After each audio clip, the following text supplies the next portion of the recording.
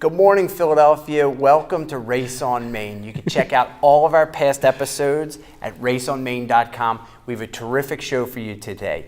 Eric Stein from Penn State. We just did that promo. I know. I want to do it again because I didn't like it. Eric Stein, who is going to be talking about several books that he's written about creativity in the business world and several other items. He's a terrific guest. He was on before talking about the sustainability of food. Why am I here? Eric Stein from Penn State University is going to be here to talk about his new books that he's written, so stay tuned.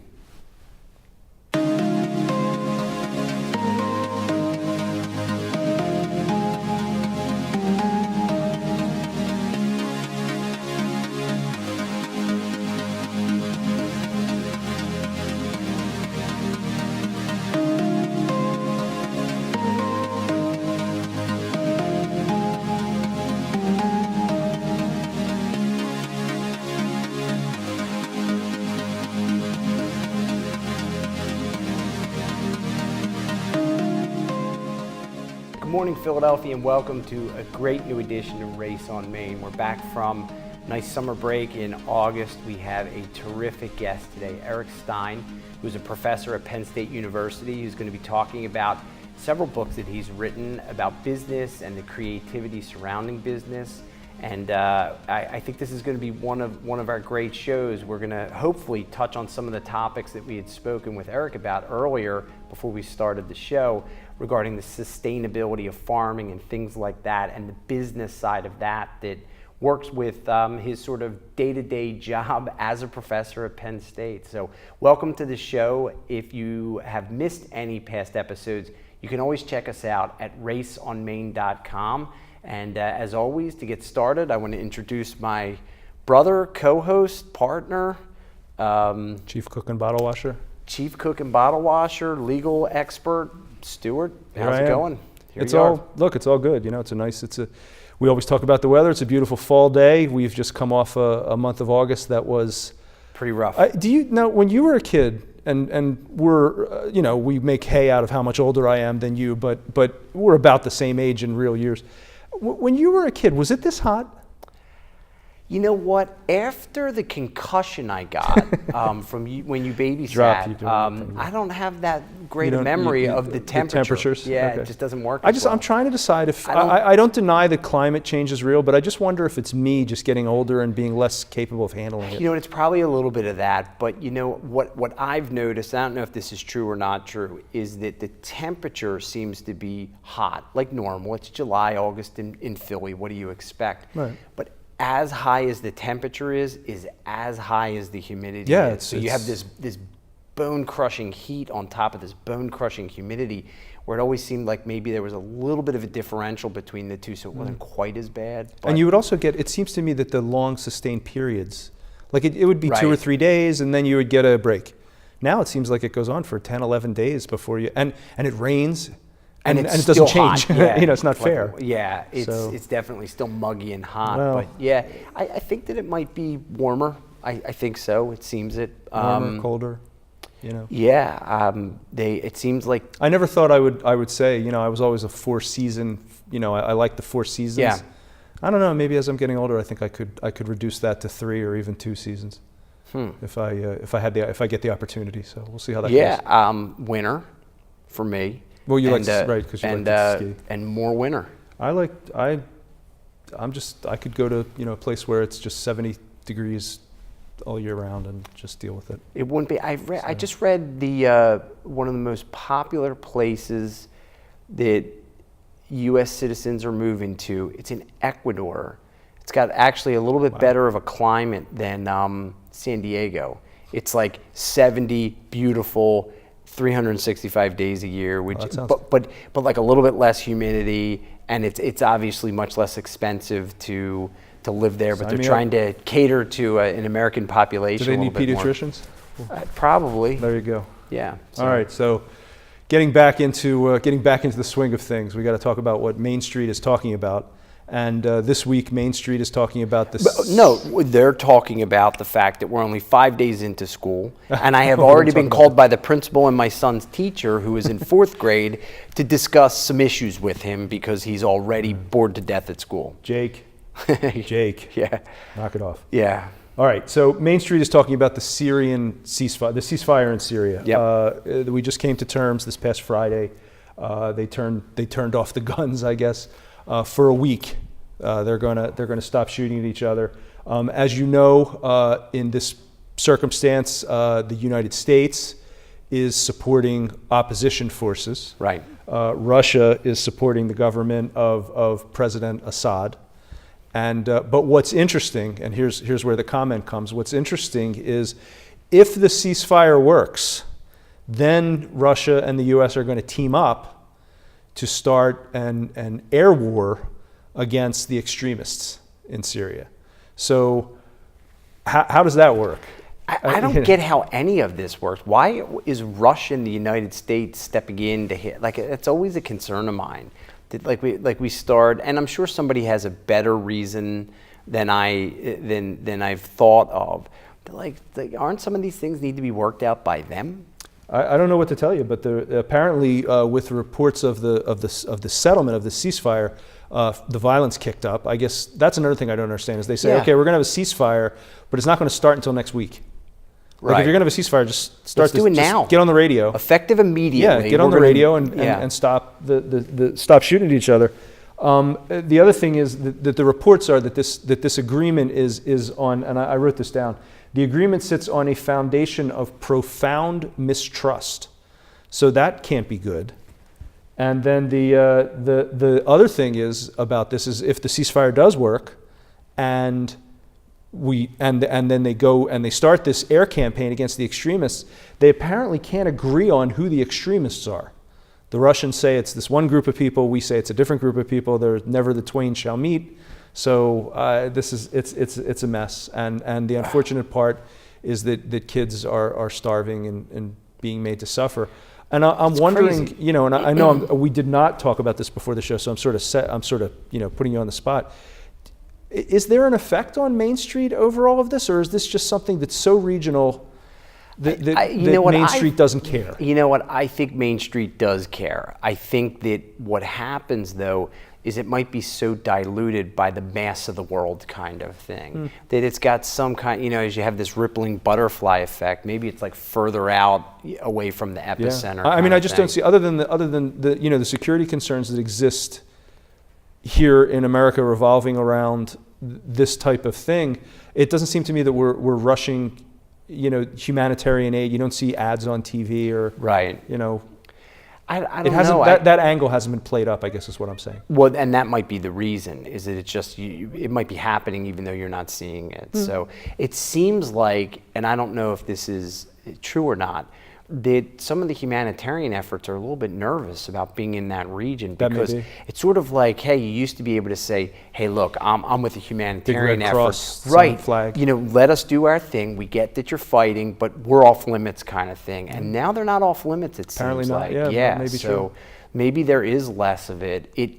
You're dealing with some crazy folks. I happened to read, and I think this is true, several of the, from ISIS, some of the real, I forget his name, John the Butcher, I think they call him, something horrible. He's actually a British-born, was killed yesterday, along with 2 other folks. They were, and this is why, getting back to humanitarian aid, from what I read, and it was a pretty good source, but again, who knows, they had lined up like 10 or 15 people that they were going to execute with flamethrower. Nice. So a British sniper was able to actually, and again, it sounds crazy like out of a movie, and I haven't seen much more about it, was able to actually, from almost a mile away, hit the tank. When the tank exploded, it killed him and 2 other terrorists. I don't know, I haven't seen anything else about it, so I'm wondering, did it really actually happen? Is it propaganda? Is it, who knows? At this point, the world is a confusing place. Yeah, a little bit. But speaking of confusing and trying to make some sense out of it, our guest today is Eric Stein. He initially appeared on the show. The show was taped about 2-3 months ago with the Transition Town Media Group, the group that's solarizing media, and he talked to us then about sustainability. Today he's here as in his guise, or in his role as an associate professor of management and information systems at Penn State, where coincidentally he has been the chair of the sustainability committee, and also at various times the director of the new ventures and entrepreneurial studies.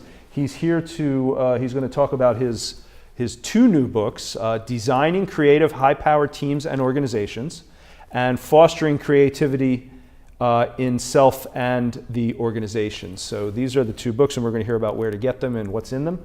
So welcome to the show, Eric. Great, it's a pleasure to be here. It's great to see you guys again. Eric, thanks. Thanks for inviting me. Really terrific. It's we did, as I mentioned, and we will get to books in a second, had a great conversation about some very interesting components to sustainability in terms of business in the farming community, which is a business like any other. Fascinating that you're so involved with that. So it's almost like I want to applaud you for it. We don't necessarily have to talk about it right now, but it's really very commendable. Well, there is a tie-in. I teach entrepreneurship. I teach social entrepreneurship, which involves sustainability, creating triple bottom line companies. Also teach corporate innovation, and it seemed to me that agriculture is one of those areas that really needs to benefit from more innovation and being more sustainable as part of that innovation change. So it's not as far apart as So I became interested in how do we grow vertically? How do we grow using less water and using hydroponic techniques, other techniques and methods that are coming out of the great universities that have really strong agricultural science programs, including Penn State, University of Arizona, Rutgers, a variety of Cornell as well. There's some really great technology coming out, new methods for being able to grow in smaller places in urban areas. And it seems to me that could be a real driver for economic growth, new businesses, especially in Philadelphia, where we have 70,000 vacant lots, warehouses that aren't being used. How do you mobilize that? So from my entrepreneurial hat, and how do you start new businesses, new business models? That's the connection for me. But my main gig is teaching entrepreneurship. But that's a great instance, and I would love to come back to just talk about. Yeah, don't mess up my show. I want another show. Yeah. All right. So let's. Well, wait. I have just one more question about this. Yeah. Settle down. I have one more question. I'm paid to do the thing. Is that we'll get to it. We have time. Is what's so fascinating, really, to me, is about. I think about back. It's probably maybe 30 years at this point, where really the food issues in Ethiopia had become such sort of like a mainstream talking point here in the States. And you would see over and over again how difficult it was to farm in those areas. And now with this type of vertical farming that we'll talk about the next time, you now have the ability to potentially take farming that was non-existent in certain places are very, very challenging, and regardless of what's going on environmentally, have the ability to farm in those areas in a pretty incredible way. You see, although you still need some water. Yeah, I understand that. Yeah, well, you see, across the nice thing about hydroponic farming is it only uses 10% of the amount of water, so it's great. You see a lot of interest in this in Saudi Arabia, other parts of the Middle East. Japan, of course, is interested. Anywhere there's a small amount of land and/or water, you see a great deal of interest in this kind of indoor farming technique. So it's fascinating. It is. So, all right, go ahead. You want to get to the books? Thanks. Yep. What was your name again? All right. Well, let's talk about the first book, Fostering Creativity in Self and the Organization. So, tell us about this one. Okay, great. Well, I'll so first, tell us where we can get it. Okay, sure. The general public can. Oh yeah, this is available on Amazon. You can get it at Barnes & Noble. You can also get it at, you can go to my website, which is ericwstein.com. There's actually a 2-minute trailer there for people who are interested in just seeing the book. And it's published by Business Expert Press, which is a great publisher for small, condensed, executive series books. That's why I enjoyed, wanted to work with them. It's a great publisher. Yeah, it's great. So what's the focus? What would you say is the focus of this book? Yeah. So I wrote 2 books. They're related. The 2 books. Would you want to do it that way? The first one is we'll talk about fostering is kind of book 1. Okay. And it's about creativity. It's how do you foster creativity in yourself and in the organization. I teach creativity in business, one of my core courses. And I started thinking about a couple of years ago, how do you teach creativity? When I started this course several years ago. And there were no good books on the market. There's books on, whack on the head, and ideas of Edward de Bono, great book on lateral thinking, how do you kind of unfreeze ideas and brainstorming. But creativity, in my mind, is so much more than that. There's also this myth that, creativity, you have to be born to be creative. And I wanted to dispel that myth. As a teacher, I believe you can kind of teach anything and anybody can be creative. You look at children, right? I mean, children are just naturally playful and creative. They're amazing. You have kids and they just see things that you don't see. And as we get older, we lose that ability. So as a teacher of adults, I teach adult professionals. I'm at the Penn State Great Valley campus in Malvern and in the Graduate School of Professional Studies in the business program there, and trying to unfreeze people who have pretty much had the creativity beaten out of them because somebody in the a teacher in the third grade said, hey, you're not creative, right. Your coloring's not good. So it's a real challenge. So you have to overcome that hurdle. So this really began as a course that I started to think about and doing, and then as it evolved, I started thinking, what are the kind of critical components? How do you teach creativity? And it seems to me you really have to make it action-oriented, not just brainstorming is where it sort of begins and ends with most organizations, unfortunately, with how do you be creative, how do you encourage innovation, right? So creativity and innovation go together. How do you get people to be creative so they can innovate new products and services? And the fact is that because it stops there, we're really shortchanged. So I thought, how do we get into it from more of an action-oriented? So I came up with this acronym called IDEAS. And that's where, let me go through those pieces. That's my next question. Okay, I'm stealing your thunder. So both books are based on this notion of the IDEAS method. Because I said, okay, what are the critical success factors, whether it's you in business, whether it's someone who's changing their career, or it's the executive of a company saying, how can I make this company better, more creative? Because we're always here, hey, you got to be more innovative, you've got to be more cutting edge, and yet they don't really know what that means. So I stands for improvisation. I started to think that the ability to improvise is a critical success factor for companies. So you look at Johnson & Johnson, when they had to respond to the Tylenol crisis, right? Right. They had to figure out what to do. So anytime you're dealing with real-time crisis, real-time decision-making, you're in improvisational mode. The new movie that just came out, Sully, right? Have you guys seen that? You know about it? The pilot. Captain Sullenberger. Sully. Yeah, he had to, bring the plane in and on the Hudson under, incredible conditions, saved all those people.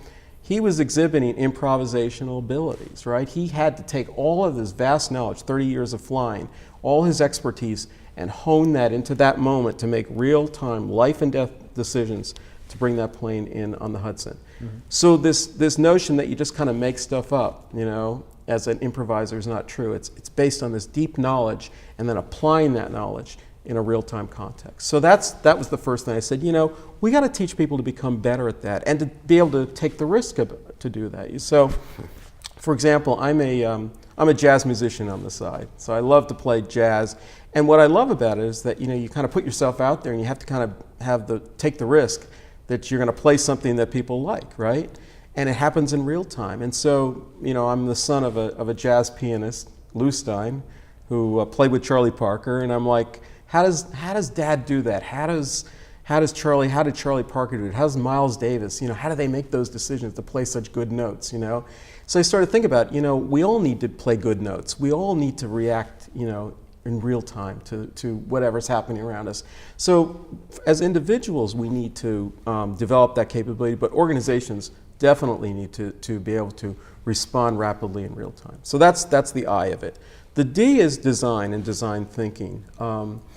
Companies in particular, great companies like Amazon, like Google, like Tesla, they're coming out with fantastic products and services, Apple Computer, on a continuous basis. I call those organizations poetic organizations. And it comes from the Greek word poiesis. That means is to create, to build, to design. Design is the heart of that. How do you build great products and service on a continuous basis? So that's the design part. It's, how do you take an idea and shape it into something that people really want, and they're gonna buy. The next one is E for experimentation. So why would that be? What does that have to do with business? You know, think of experiments that have anything to do with that. But the fact is, big companies and we as individuals are experimenting. We're tinkering all the time. You know, should I wear these pants and that shirt, or this shirt and those pants? You know, so that's tinkering, and we learn from, you know, hey, that was a mistake, or you know, it was good. But companies, you know, they try different website designs, they try different marketing campaigns, and they do this in a much more formal way. If you also look at the pharmaceutical industry, you know, their whole business model is built on clinical trials and building, you know, taking an idea, putting it, and building a product around that. That's all about experimentation. So is experimentation, is that the idea that you hear so many things about these large companies and they do like focus groups and things like that? Does that fit into that part of the construct? It does. It informs the process. You can think of it as of an experiment as, you know, see, whereas say a design process yields a product or service typically, an experiment yields knowledge. It says, we prefer this choice over this choice, right? You know, which drug is going to be more effective under these conditions? And you run an experiment to find out which one's going to do that. That's what an experiment does. It tells you which choice to make in a very measured, logical fashion. Okay. So that's the experiment. So we as individuals we tinker, right? We learn. So learning and tinkering, experimenting are all sort of part of this same idea of being creative, you know, and it's part of the creative process. The A stands for aesthetics, and aesthetic has to do with how we appreciate the beauty around us. You think, well, what does that have to do with business, right? But the fact is, if you go to have a great meal at a Philadelphia restaurant and you say, that was a beautiful experience, isn't that like the highest compliment you can get? You know, I suppose, sure. Isn't an iPhone a beautiful, or a Samsung, you know, a Galaxy a beautiful device, right? It's not just functional, but it's beautiful. So being sensitive to the aesthetics around us is a really critical way of thinking. It's a way of being. Companies need to certainly be aware of that, because if you can build two identical products and one looks fantastic, that's right. And because aesthetics is about connecting emotionally with your buyer, right? And if you can connect emotionally through the aesthetic quality of it, you know, that it's beautiful, or maybe it's ugly, maybe it's purposely ugly, you know, that's another way. But it has to do with connecting on an emotional level. When you can do that, you've really got a competitive advantage over those who aren't able to do that. And it's funny that you say that, because just the other day, and I've heard him say this, but it sort of like rings a little bit more, there's a little more depth to it now, is that my son has said, the one that I complained about earlier, has said numerous times, I love your laptop. It's the most beautiful computer I've ever seen, because it's pretty cool. You open it up and like the whole aesthetics of it is very, very, very pleasing. And you're more likely to maybe gravitate towards that than one that is not as much. But I hear it from him regularly about those types of things, because it's kind of cool looking, and he sees it, he identifies with it emotionally, and then, you know, talks about that. So yeah. All right, Professor, I'm going to be that student. Go ahead. Aesthetics. Yeah. We're a service economy. Right. So how does aesthetics fit into? I know how. Well, but I want to hear from him. It'd be more fun to hear from me. Yeah. So how does that apply to service-oriented business? Absolutely. Well, I think the example I mentioned, the food example, right? Going having a great meal. Okay. You know, because think of a Is that what you were going to say? No, but service experience rendering a service is an experience through time, right? And that's why people will pay more for specialized tours, specialized, whatever that process that they take you through, right? And that's where people are putting their money, right? Because they take you, so that the quality of that experience can be beautiful, right? And have beautiful outcomes by the quality of the people that you meet, the places you go, whatever it might be. You can measure beauty in many. So really it's about creating beauty. Beauty can happen in process. You know, like Virgin Air, right, thinks of itself as creating beautiful experiences. You know, they've got it. I mean, I'd love to fly on a plane like that, you know, where they've got, you know, champagne and they've got these beautiful seats and bars. You know, it's an amazing experience apparently. But the fact is, they've really focused on the aesthetics, from the way the chairs are designed, to the napkins, to the colors, and all those things. People pay more for that. I mean, it's a competitive advantage. So I hope that answers your question. That absolutely answers my and question. what I didn't was see that gonna- coming, actually, so that was interesting. So now here's what my thought was. Yeah. We have a service Can't wait to hear business, it. We several do. of them. Yes. And so the plan is, when somebody opens up the door, they walk into an office that is visually appealing. It's clean. Everybody's in Right. a nice suit, things like that. So it has nothing to do with the service that we're providing, but from the get-go, as they walk in, it's this more pleasurable, I don't know if it's a beautiful experience because of the nature of the business, but it comes down that line. People ask me every day, why do you wear a suit every day? That's part of the reason why. Absolutely. And several years ago, so many companies have done this, but I remember I was looking at a documentary. It was about British Airways, and they were teaching their employees to smile over the phone. Yep. Because it's so Comes much through. more, it comes through. They can see that, and that's part of the experience you're creating. So I would argue that that's part of the aesthetic. There you Aesthetics is not about just looking at art, in a, but think about it, you're having a connection with that, and it's an emotional connection. It's very powerful. All right, so we're finishing up with the ideas method, and we're on S. Yeah, S. S stands for strengths, and how do you build people's strengths? Now, I use Howard Gardner's. Howard Gardner is a psychologist from Harvard. Howard Gardner's work is kind of centered on developmental psychology. How do you help children? But it morphed into leadership and helping other folks. Anyway, he comes up with this. He says, hey, we have not 2 intelligence, mathematical, logical. We have 8. And so we go through all of those 8. Yeah, musical intelligence, interpersonal intelligence, intrapersonal intelligence, athletic intelligence. And he says, hey, so I use that as a way to help people kind of understand what are your strengths, because the only thing that differentiates you or any of us from the creative person is time. How much time are you willing to commit to it? Willing to commit. Right. And that's what you have to do. So I try to help people to get over the hurdles, the judgment and the fear, and then say, okay, where do you want to commit your time? Where do you want to become creative? And then just finally, the last part is, how do you take that into teams? And I have some very specific advice for how do you use that information and other information. That's the subject for the second book, is taking that knowledge and building, high power creative teams, and then high power organizations, which I mentioned before is the poetic organization. These are the great companies of the world like Apple, and the ones that know how to create on a continual basis effectively. And that's really what it's about. So, I mean, we could talk a lot more about. Yeah, unfortunately, as you know from the director waving wildly at us, we're running out of time, but we are going to have you back. Yeah. And we're going to talk mostly about sustainability next time, but maybe we'll touch on this. Yeah. So the 2 books are Fostering Creativity in Self and the Organization, and Designing Creative High-Power Teams and Organizations. Yeah. These books are available. They are available at ericwstein.com. From there, you can either link to Amazon or Barnes & Nobles, or you could head to Amazon on your own and look it up. Just search the name, and it's there for everybody. It's all very interesting. Thank you, Eric, for being here. Pleasure. It really is.